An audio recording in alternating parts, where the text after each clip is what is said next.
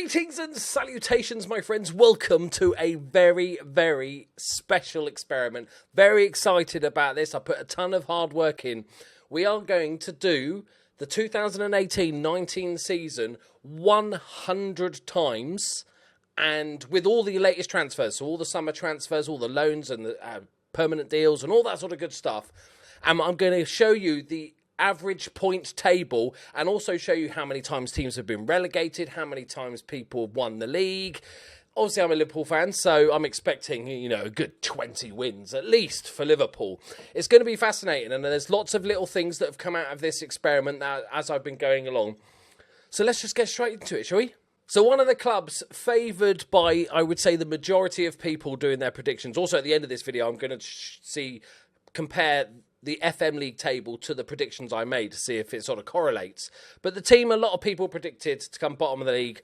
Unfortunately, I'm sorry, Welsh fans, Cardiff fans, yeah, you're 20th. And quite badly 20th. You averaged 29.45 points and never won the league. You didn't sort of do a Leicester, anything magical like that. And you were relegated out of 100 times, 81 times. So, no, you could say, silver lining, Cardiff fans, you got a 1 in 5 chance of staying up. 20% chance or 19% chance. It's doable, but I think that was pretty much expected. I think looking forward, obviously Cardiff didn't strengthen as much as, say, Fulham or Wolves. I think they're the two big ones that are going to be the main interest. They signed an absolute bunch of players, as did Everton, to see how they improve. So let's sorry, Cardiff fans, but we move on. So in at 19th, this one is a surprise for me. It is, I feel like I'm doing top of the pops. In at number 19, it is Fulham. Very surprised us about this. 36.17 points, which is, you can see, it's like almost 7 points difference than Cardiff. So quite a jump. They were still relegated 41 times, even with all that strengthening. The game just thinks that Fulham aren't going to be strong enough to keep up. Obviously, with all these experiments, when FM19 comes out, it will have updated attributes. So, Sessegnon, for example, might be a lot better in FM19. So, we can't predict that sort of stuff. So, we have to go with what we've got. So, hopefully, I'm just trying to give you some help, Fulham fans. So, in at number 18th, is it Wolves, the third promoted team, or is it somebody else? Could it be a shock? None of those things, because it's not a shock. They're not promoted. Unfortunately, in 18th, it's Huddersfield Town. 36.61, so only like half a point more than Fulham. Relegated almost the same amount of times, 39 points. Not strengthened enough, according to FM18, to stay up. It's a sad day. But I think I predict. I'll show you my prediction later. I think I predicted them 18th as well. So, maybe we're both geniuses or both idiots. Who knows? But let's move on. So, in at number 17th, it's little old Warwickshire and Crystal Palace, 37.98 points. So, close again, only a point and a half up. They were relegated 34 times, so a third of the times that we did this experiment, they got relegated. I'm sorry, Crystal Palace fans. And also, another thing to sort of take into account when looking at this experiment is, obviously, I banned the game from making transfers for the summer, because obviously they'd done all the summer transfers in real life.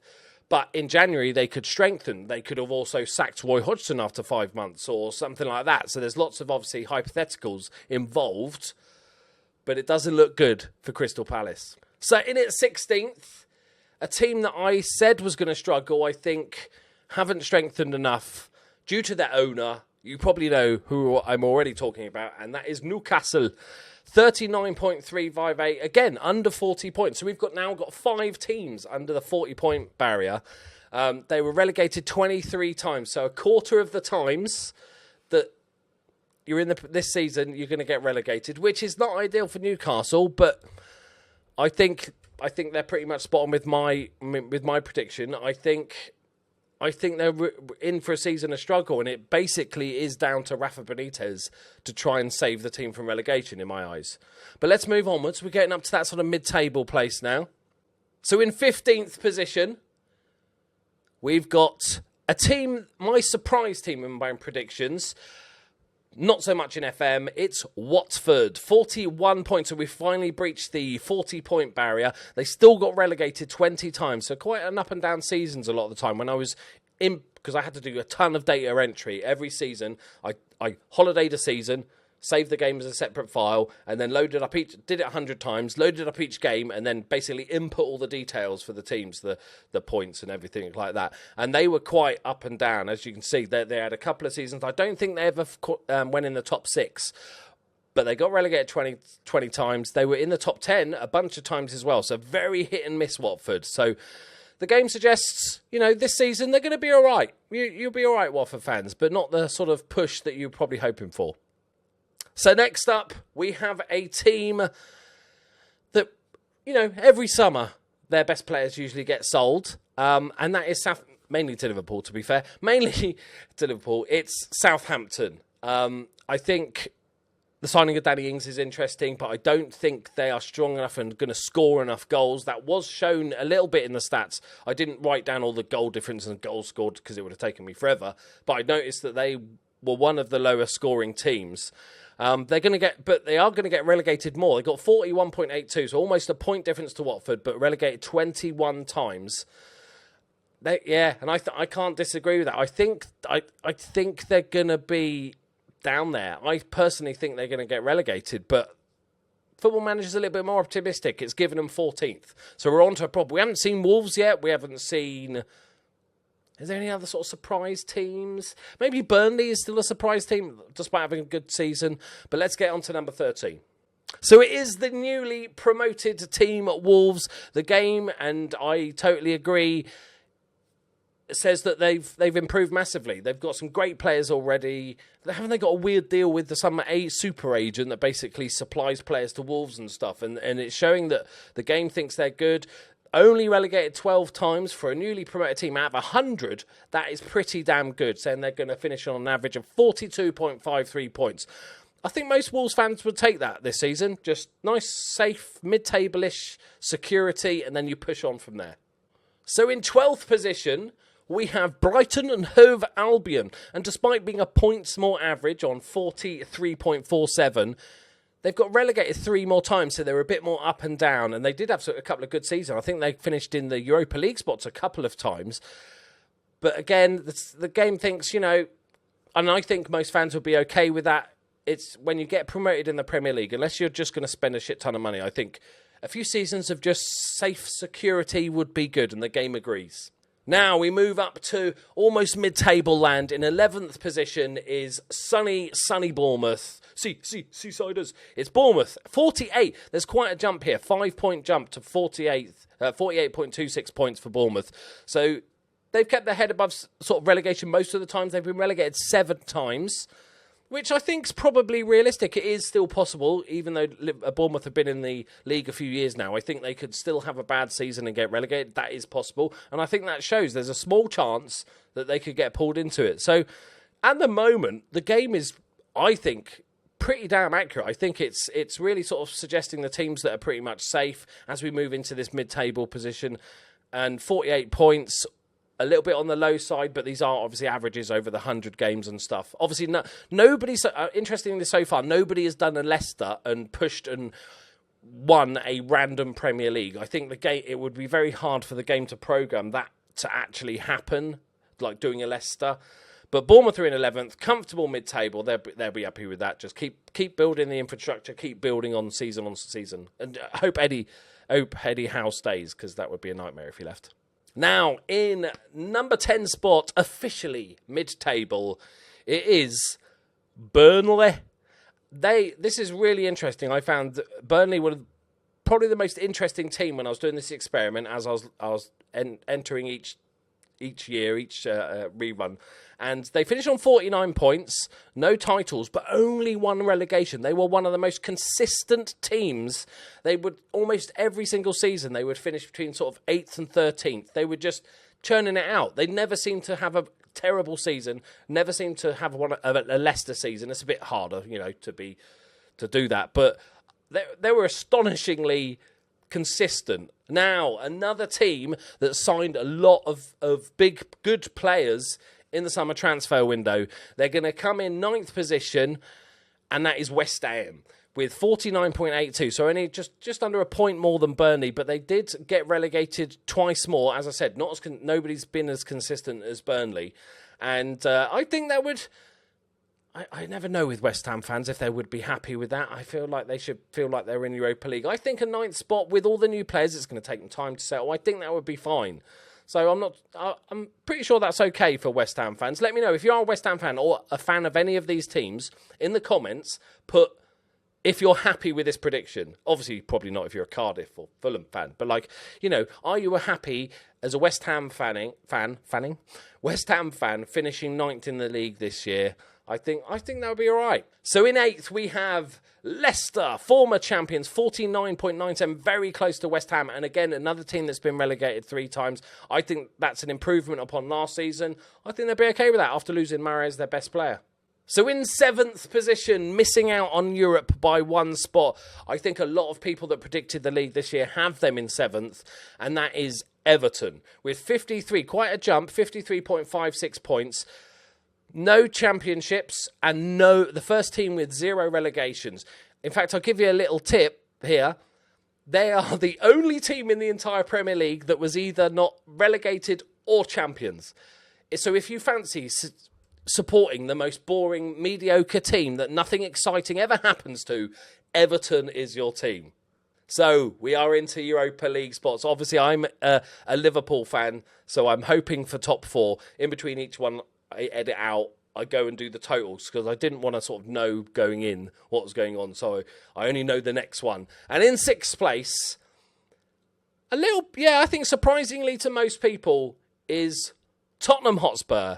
Obviously, they didn't make any transfers. I don't know if anybody's mentioned that. They didn't make any transfers. However, this shows the massive gap between the top 6 and everybody else in the league. It's talked about quite a bit, but this is all not proof because it's obviously just a video game. But they are 17 points clear. This is averaged over 100 games. They are 17 points clear of Everton in 7th. It is bonkers. They've won the league only once, but never been relegated.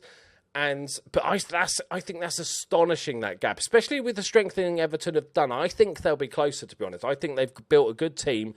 The year before they sort of scattergun signings, it seems like, just picking anybody that was available, and that was a mistake. But I think this season they've done a lot better with their signings. I think they're going to be closer. I do think they're going to be finished 7th, but I think they'll be closer. So, who is in the horrible, horrible 5th spot place? Nobody of the big 6 wants to be here. It's the shittest position to be. You could argue top, 6 as well is pretty bad. That is Arsenal. 70.72 points. Look how close it was between these 2 rivals. It is amazing. But they have won. They can brag. Not only did they finish above Tottenham, but they did win the championship 3 times. So twice more than Tottenham. Unfortunately, looks like you're both missing out on Champions League football. But, ho-hum, not really bothered because, that means Liverpool guaranteed top 4. So we have the 2 Manchester clubs. We have Liverpool and Chelsea to go. Before I go in and do the calculations, I'm hoping... I think Man City are going to walk it a lot of the leagues. I reckon they're going to win a bunch of titles. I think Liverpool and Manchester United will battle for 2nd and 3rd, and Chelsea will be 4th. That's my guess right now before I go and do all the totals. So in 4th position, sad day. It's a sad day, boys. Sad day. It's Liverpool. Surprisingly Liverpool, with the transfers they've made, the strengthening they've made. 71.02, so only just ahead of Arsenal. With 2 champions, we won the league twice. And as a Liverpool fan, it's been a while. I was doing, when I was inputting all the leagues, it was, I think, about 25 years before Liverpool won their first league, and I absolutely celebrated that we'd won a league. Couldn't believe it. I was just so happy, and it was like, why? But they won a league. They've won 2 leagues, so they're not being relegated. But 4th, though. 4th. It's harsh, that. So in 3rd place, probably unsurprisingly, after sort of seeing what's gone on and who's left, it is Chelsea, which some would say overperformed. 73.06 points, 2 clear points ahead of Liverpool. Only one more title, though, 3 titles. A little bit surprising, but they have got... It's easy to forget when a team has not so good a season or replaces their manager. That's what all the talk about. But they've got an amazing team. So maybe it's not so surprising. They have got a fantastic team. So in a fantastic spine, even with the swap of goalkeepers and the brand new goalkeeper, the game seems to think they'll finish in the top 3. So, bit gutted, but Chelsea third. Right, so that leaves us, my friends, with the 2 Manchester clubs. Very interesting stuff, this. In the second place, overall, after replaying the same one season 100 times, I always get a comment when I do these experiments. It's not 100 seasons. I'm not 100 seasons in the future. It is the same 18-19 season 100 times. Just want to clarify that for stupid people. Second place goes to, drumroll, Manchester City. Now, this is interesting, my friends. We'll quickly run through because then we'll talk about both teams together. 79.04 points, so a clear 6 points ahead of Chelsea. So that's 2 whole wins.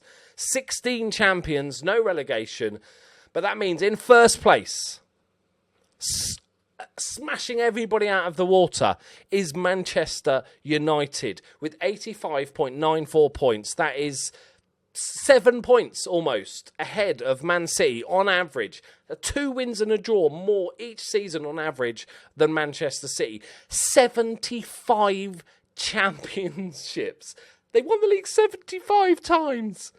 This fascinates me because there's multiple reasons why this could be the case. I think even the most ardent Man United fan would look at both teams and say, at the moment, on the pitch, Manchester City have got the best team. Even as a Liverpool fan, I love my team and love the squad we've got, but Man City are something else. We saw last season how good they were. They strengthened with Mahrez. They didn't need to do big, replacements or fix stuff. They just, a bit of fluff, a bit of glitter, a bit of Mahrez on top. And yet the game thinks that Man United are clearly got the better squad. And I'd love to know your thoughts in the comments about this. Is it, obviously there is fluctuations on how good a player is in real life based on what his attributes are in the game. So just as a random example, Paul Pogba might be better in real life than the game gives him credit for, although the game thinks he's great. But this sort of stuff, these attributes should average out. So maybe Paul Pogba's a bit better in game or something, but Jesse Lingard's might be a bit worse in game. And you'd hope that over and the scouts and FM, one of the strengths of it is how accurate this game is with all the scouting network that they've got.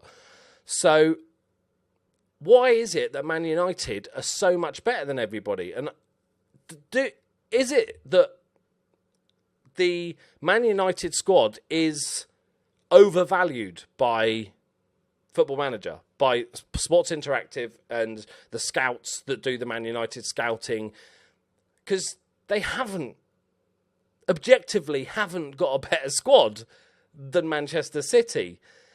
It's fascinating, and I'd love to know why you think that is the case in the comments below.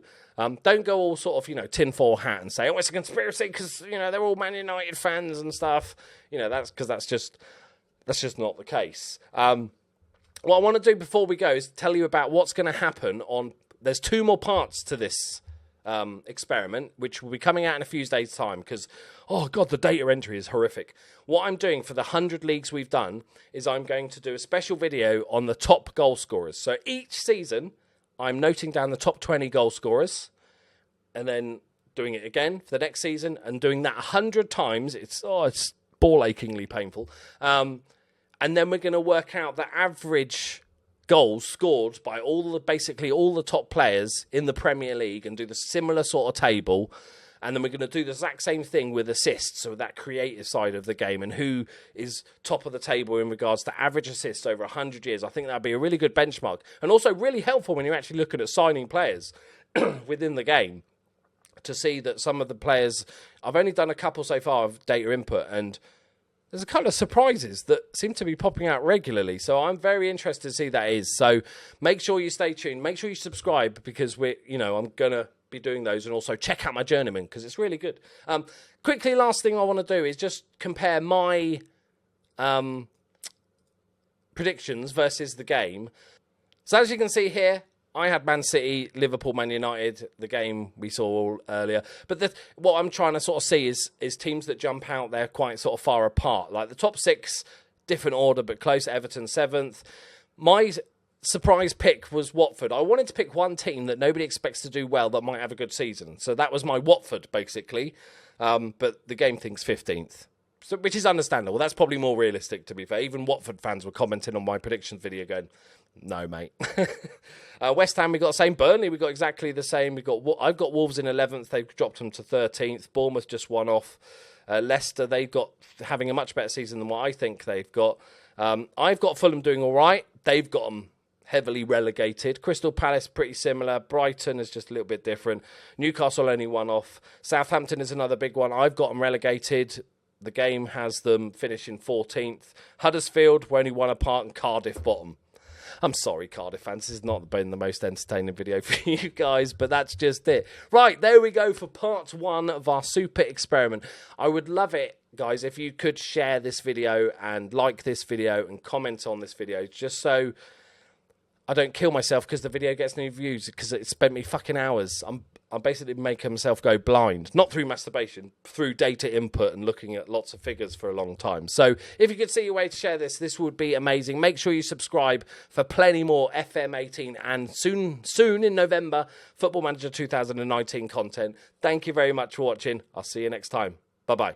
Oh, and the new one will be coming out in about 3 or 4 days once I've done all the data entry.